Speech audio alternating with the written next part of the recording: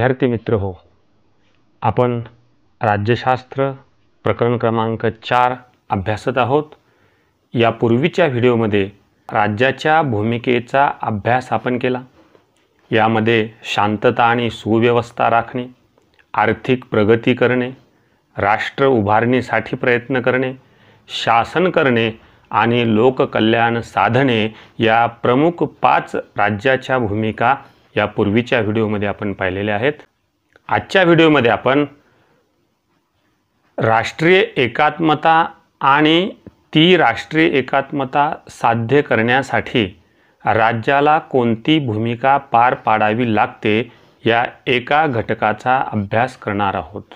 विद्यार्थी मित्र हो, राष्ट्रीय एकात्मतेची समस्या सार्वत्रिक स्वरूपाची आहे। म्हणजे ती केवळ फक्त भारतामध्ये आहे किंवा ती फक्त एका विशिष्ट राष्ट्रांमध्ये आहे असं नाही।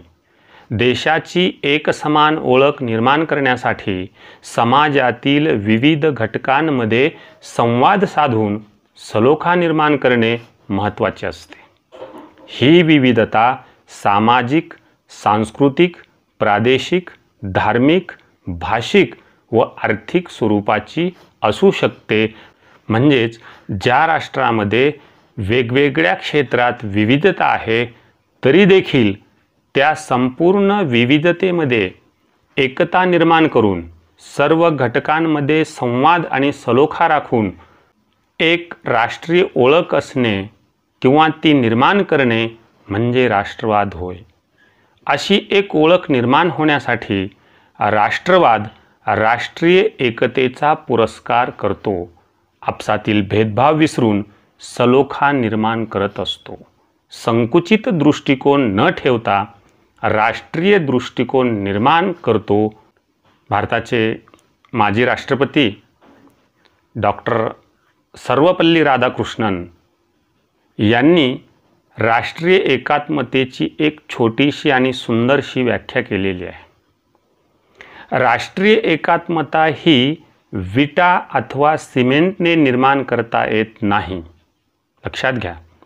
ती छिन्नी वा हातोड्यानेही निर्माण करता येत नाही, तर ती शांतपणे लोकांच्या मनात आणि हृदयात निर्माण व्हावी लागते। म्हणजे छिन्नी किंवा हातोड्याने, सिमेंट किंवा विटाने टावर निर्माण केलं जाऊ शकतं, मोठमोठ्या इमारती बनवल्या जाऊ शकतात, पण ती राष्ट्रीय एकात्मता लोकांच्या मनामध्ये आणि हृदयामध्ये निर्माण होते। हा भाव आपल्या मनामध्ये, आपल्या हृदयामध्ये निर्माण होणं किंवा ज्याला आपण आतला आवाज म्हणतो, तो आतला आवाज आपला निर्माण झाला पाहिजे, तेव्हाच राष्ट्रीय एकात्मता निर्माण होत असते। मित्रहो, राष्ट्रीय एकात्मता व्यक्ती अथवा गटांची ओळख पुसून टाकत नाही। ज्या देशामध्ये राष्ट्रीय एकात्मता निर्माण होत आहे त्या ठिकाणी छोट्या छोट्या गटांची ओळख पुसून टाकली जात नाही। ती एकसंध समाज निर्माण करण्याचाही प्रयत्न करत नाही, तर ती फक्त गटांच्या ओळखीपेक्षा राष्ट्रीय ओळख निर्माण करण्याचा प्रयत्न करत असते। म्हणजे राष्ट्रीय एकात्मता ही छोट्या गटाचं अस्तित्व ती मान्य करते, पण त्यापेक्षा या राष्ट्राची ओळख किती महत्त्वाची आहे किंवा राष्ट्राची ओळख निर्माण करण्याचा त्यामध्ये प्रामुख्याने हेतू असतो। म्हणजेच जेव्हा आपण म्हणतो की मी भारतीय आहे, तेव्हा ती राष्ट्रीय ओळख असते। तेव्हा आपण महाराष्ट्रीयन आहोत किंवा मराठी आहोत किंवा पंजाबी आहोत किंवा हिंदू आहोत किंवा मुस्लिम आहोत किंवा ख्रिश्चन आहोत, तर या संपूर्ण ओळखी ह्या दुय्यम दर्जाच्या असतात आणि त्या पुसून टाकल्या जात नाहीत, परंतु त्या राष्ट्रीय ओळखीपेक्षा दुय्यम दर्जाच्या असतात, गौण ठरल्या जातात। आणि अमेरिकेमध्ये या सामाजिक राजकीय व्यवस्थेला कोशिंबिरीचा वाडगा किंवा सॅलड बाउल असं म्हटलं जातं। समाजातील विविधता मान्य करून एकीच्या भावनेचे जतन करणे हेच राष्ट्रीय एकात्मता संकल्पनेचे सार आहे। म्हणजे राष्ट्र प्रथम आणि आपले वेगवेगळे असलेले छोटे मोठे गट असतील, हे गट दुय्यम, अशा प्रकारची राष्ट्रीय एकात्मता असते। हे पाहतो आहोत आपण चित्राच्या माध्यमातून की आम्ही जरी वेगवेगळे असलो व्यक्ती तितक्या प्रवृत्ती जरी असल्या तरी आम्ही एकमेकांच्या हातात हात घालून एकसंध राष्ट्र निर्माण करण्यासाठी तयार आहोत, हे राष्ट्रीय एकात्मतेचं प्रतीक आहे. अमेरिकेमध्ये जे मेल्टिंग पॉट आणि सॅलॅड बाउल या 2 संकल्पना आपण उल्लेखित केल्या, त्याविषयीची ही चौकटीतील माहिती आहे, ती आपण झूम करून पाहू. अमेरिकी समाजाचे वर्णन करण्यासाठी मेल्टिंग पॉट ही संकल्पना वापरली जात होती. यामागची मूळ कल्पना अशी होती की पूर्ण राष्ट्र हे एक मोठ्या घड्यासारखे आहे. अमेरिकेत प्रवेश करणारी व्यक्ती या मोठ्या घड्यांमध्ये येते आणि कालांतराने अमेरिकी व्यवस्था आणि तेथील समाज यांच्याशी एकरूप होते. प्रत्येक व्यक्तीची सांस्कृतिक ओळख, मग ती इटालियन असेल, फ्रेंच असेल, जर्मन असेल, आशियाई असेल, त्यामध्ये विरघळून जाते आणि एक नवीन अमेरिकी संस्कृती तयार होते. याला आपण मिश्र संस्कृती असे सुद्धा म्हणू शकतो. याला त्यांनी मेल्टिंग पॉट म्हणजे एक घडा आणि या घड्यामध्ये सामावलेले वेगवेगळ्या इतर राष्ट्रातील लोक जे वेगळ्या संस्कृतीचे आहेत ते या ठिकाणी येतात आणि त्यांची एक वेगळीच जी की अमेरिकन संस्कृती आणि त्यांच्या राष्ट्रांची किंवा परकीय राष्ट्रातील लोकांची संस्कृती अशी मिळून त्या घड्यामध्ये, त्या मेल्टिंग पॉटमध्ये एक विशिष्ट प्रकारची वेगळीच संस्कृती तयार होत असते. याला आपण मेल्टिंग पॉट असं म्हणतो की जसं चायनीज आहेत, आयरिश आहेत, इटालियन आहेत किंवा मेक्सिकन आहेत किंवा रशियन लोक आहेत किंवा कुठल्याही इतर अमेरिका सोडून इतर राष्ट्रातील लोक आहेत, त्या अमेरिकन संस्कृतीशी एकरूप झालेले असतात. त्याला म्हणतात मेल्टिंग पॉट. तर दुसरी एक संकल्पना आहे ज्याला आपण म्हणतो सॅलॅड बाउल किंवा कोशिंबिरीचा वाडगा. सॅलॅड बाउलची संकल्पना मात्र या सांस्कृतिक एकत्रीकरणाला न मानता असे मानते की प्रत्येकाची वेगळी संस्कृती जणू कोशिंबिरीतील वेगवेगळ्या घटकांसारखी आहे, जे कोशिंबिरीला वेगळी चव देतात परंतु स्वतःचे वेगळे अस्तित्व देखील जपतात. कोशिंबिरीचा वाडगा हे वर्णन या वैविध्यपूर्ण संस्कृतीचे आणि बहुविध समाजाचे आहे.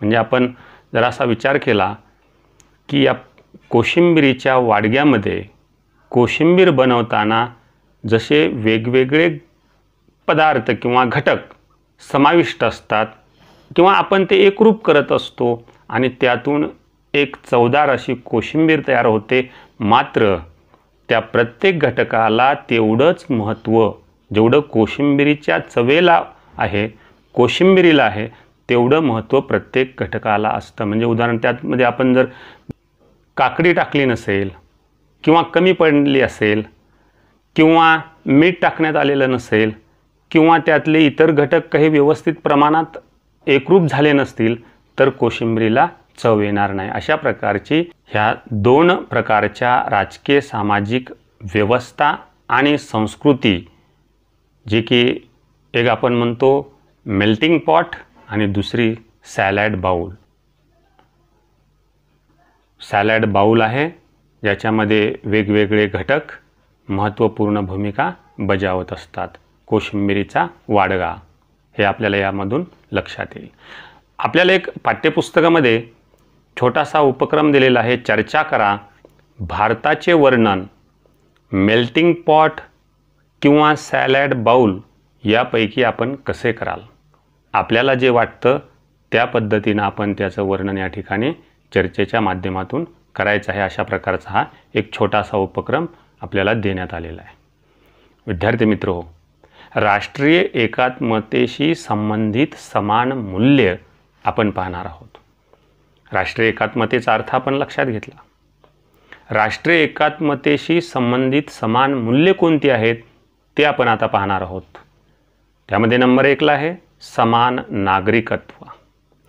राष्ट्रामध्ये सगळ्यांना समान नागरिकत्व असलं पाहिजे तर राष्ट्रीय एकात्मता निर्माण होण्यासाठी वातावरणाची निर्मिती होईल. त्या राष्ट्रामध्ये जी विविधता आहे त्या विविधतेमध्ये एकता असली पाहिजे. जरी धार्मिक, वांशिक, भाषिक अशा वेगवेगळ्या प्रकारचे विविध गट असतील तरी देखील त्यांच्यामध्ये एकता असली पाहिजे, तरच राष्ट्रीय एकात्मता समान अशा प्रकारच्या मूल्यांनी साधता येऊ शकते. तिसरं आहे समान मूल्ये, राष्ट्राप्रती निष्ठा असली पाहिजे. सोपी गोष्ट आहे. खायचं कणगीला आणि गायचं इरल्याला याला राष्ट्राप्रती निष्ठा म्हणता येत नाही. ज्याची खावी पोळी त्याचीच वाजवावी टाळी. म्हणून आपण ज्या राष्ट्रात राहतो त्या राष्ट्राप्रती त्याच्याविषयी निष्ठा बाळगली पाहिजे. नंबर 4, भिन्न समुदायाबद्दल बंधुत्वाची भावना निर्माण केली पाहिजे. आपण इतरांपेक्षा श्रेष्ठ नाहीत किंवा आपल्या समुदायापेक्षा इतर समुदाय हा कनिष्ठ नाही, तुच्छ नाही किंवा कमी नाही, अशा प्रकारची भावना प्रत्येक समुदायाबद्दल प्रत्येक लोकांच्या मनामध्ये, ज्याला आपण बंधुभावाची भावना म्हणतो, ती निर्माण असली पाहिजे किंवा झाली पाहिजे. नंबर 5, धर्मनिरपेक्षता. धर्मनिरपेक्षता म्हणजे जरी त्या राष्ट्रामध्ये, देशामध्ये वेगवेगळे धर्म आहेत तरी देखील सर्व धर्म समान असले पाहिजेत. सर्व धर्मांना समान वागणूक दिली पाहिजे. सर्व धर्मांना समान स्थान किंवा दर्जा असला पाहिजे. याला आपण म्हणतो धर्मनिरपेक्षता. कोणताही धर्म राज्याच्या किंवा शासनाच्या जवळचा नाही किंवा दूरचा नसला पाहिजे. नंबर 6, सामाजिक, आर्थिक व राजकीय न्याय. न्याय फक्त हा एका विशिष्ट क्षेत्रामधलाच न्याय नाही. जे न्यायालय न्यायदान करतात त्यातून तर न्यायव्यवस्था न्याय देत असते, मात्र सामाजिक क्षेत्रामधील न्याय असला पाहिजे, आर्थिक क्षेत्रामध्ये न्याय असला पाहिजे, म्हणजे त्या ठिकाणी अन्याय नसला पाहिजे. आणि तेव्हाच राष्ट्रीय एकात्मता वाढण्यासाठी मदत होईल. नंबर 7, समानता. समानता म्हणजे सारखेपणा नव्हे, एका रेषेत सुतासारखे असणे नव्हे. समानता म्हणजे त्या राष्ट्रामध्ये जी वेगवेगळी आर्थिक किंवा इतर क्षेत्रामध्ये असलेली जी काही दरी आहे किंवा मागासलेपण आहे, त्या मागासलेल्या समुदायाला, लोकांना विकासाच्या मार्गावर आणून ठेवणे किंवा विकसित लोकांच्या बरोबरीने आणण्याचा प्रयत्न करणे, याला म्हणायचं समानता. सारखेपणा असला पाहिजे, समान वागणूक असली पाहिजे आणि त्यातूनच राष्ट्रीय एकात्मता निर्माण होण्यासाठी अनुकूल वातावरणाची निर्मिती होऊ शकेल.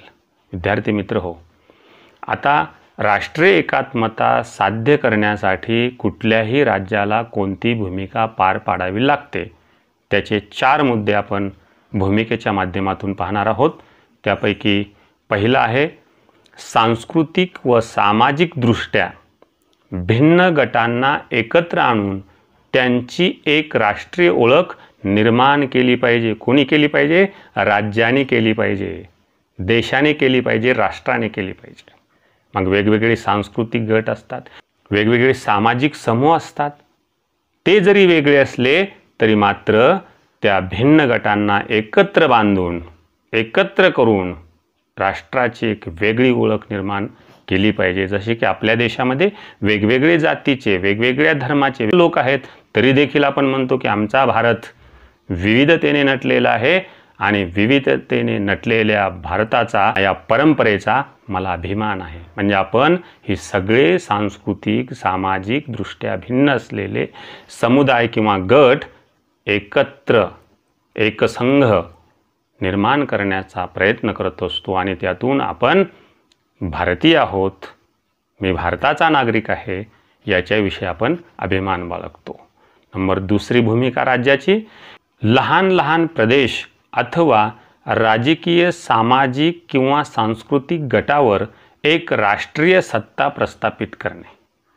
आणि म्हणून मग आपल्या देशाचा जेव्हा आपण विचार करतो, या देशावर राष्ट्रीय सत्ता आहे म्हणून आपला देश एकसंघ आहे.